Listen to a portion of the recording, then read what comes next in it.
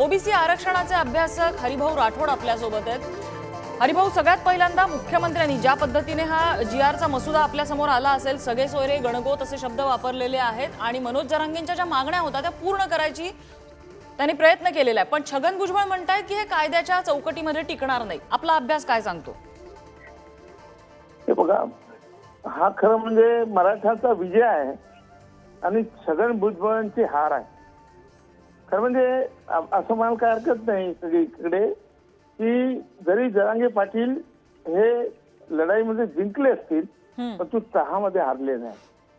हा जो सावळा गोंधळ आहे सगळे सोयऱ्यांचा, अहो याच्या आधीच जीआर तसा होता आपल्या इथे, काय नवीन काहीच नाही आहे। रक्त नाते संबंधित जीआर आहे आपल्याकडे, रक्त नाते संबंधाने कोणालाही दाखले मिळतात त्यांच्या जोडून। त्यानंतर याच्यापूर्वी कुणब्यांना जे आरक्षण होतं त्या आरक्षणामध्ये तुम्ही येऊन पडलेला सगळे 17% आरक्षण जे होतं ते कोणाचं होतं तर ते वंचित बहुजन समाजाचं होतं।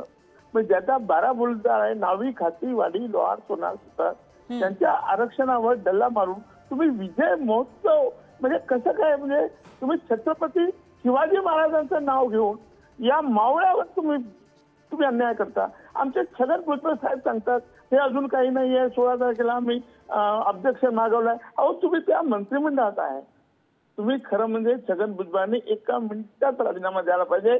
1 मिनिटही राहण्याचा त्यांना अधिकार नाही आहे। आणि परत मिटिंगा घेऊ, कशाला मिटिंगा घेऊ? तुम्ही एवढ्या मोठ्या मिटिंगा घेतल्या, त्याचं काय झालं?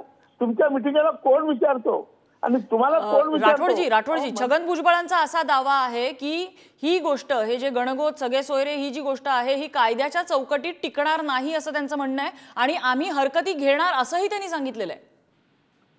अहो सरकारने एकदा ठरवल्यावर तुम्ही सरकारमध्ये असून त्या सरकारच्या निर्णयाला विरोध करताय, हे कोणाला पटेल का? सगळ्या निर्णयाला तुम्ही विरोध केलेला आहे। अहो सगळ्या बाजूनी आपल्या बाजूनी ते करून घेतलेलं आहे। सरकारची मनसा ही स्पष्ट आहे, त्यांना आरक्षण द्यायचं आहे, ओबीसी मधून द्यायचं आहे, मराठ्यांना आरक्षण द्यायचं आहे आणि ते त्यांनी दिलेलं आहे आणि म्हणून ते विजय साजरा करत आहे।